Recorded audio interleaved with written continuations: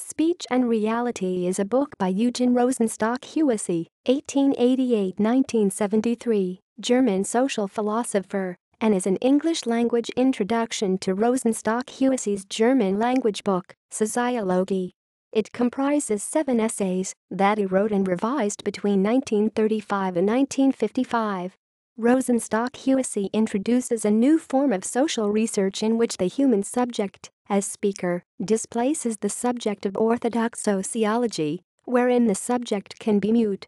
Speech and Reality is an English-language introduction to Rosenstock-Huessy's Soziologie, sociology, and his method of inquiry for the social sciences, which is based on grammar. Using grammar as a tool, Rosenstock-Huessy describes the preconditions of anarchy, revolution, decadence, and war. John Macquarrie emphasized the importance of Rosenstock-Huessy's language-based methods, and Peter Leithart cited the scope of his thinking across the depth and breadth of society. Overview. Along with Franz Rosenzweig, Ferdinand Ebner, and Martin Buber, Rosenstock-Huessy is a major contributor to speech thinking, and it is a central concern of several works of his, perhaps the most important, in English, being Speech and Reality. The basic idea of speech thinking is that our reality is not only an object to be espied, but an extension of our powers. And of all the powers which constitute us, it is speech, with its calls and responses, vocatives and imperatives, solicitations and appeals, that enables us to undertake collective action and thereby transform ourselves and the world around us. Speech does not merely describe or denote what exists, it enables us to draw out from ourselves possibilities and realities which are yet unrealized. In place of Descartes' "I think therefore I am," which is the clarion call to become lords and masters over nature and thereby to treat nature as a great machine subject to our will and our cognitive capacities, Rosenstock-Huessy taught "I respond, although I will be changed."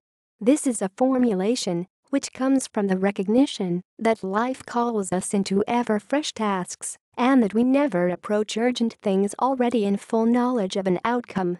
Being open to speech is being open to the various insights and requests, the urgencies and necessities that are encapsulated in speech.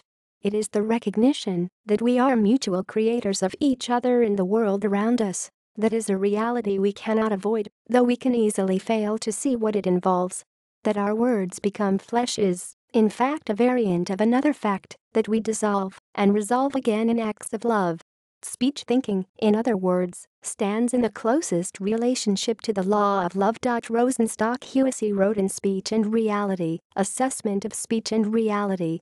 In Commonweal magazine, John Macquarrie writes about speech and reality. Peter Leithart writes on the relevance of Eugen Rosenstock-Huessy and his methods. References. External links. The official website of the Eugen Rosenstock-Huessy Fund and Argo Books includes a biography, Access 20 March 2007.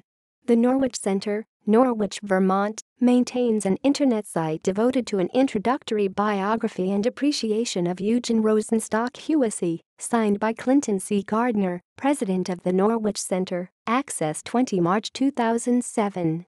Eugen Rosenstock-Huessy Gesellschaft.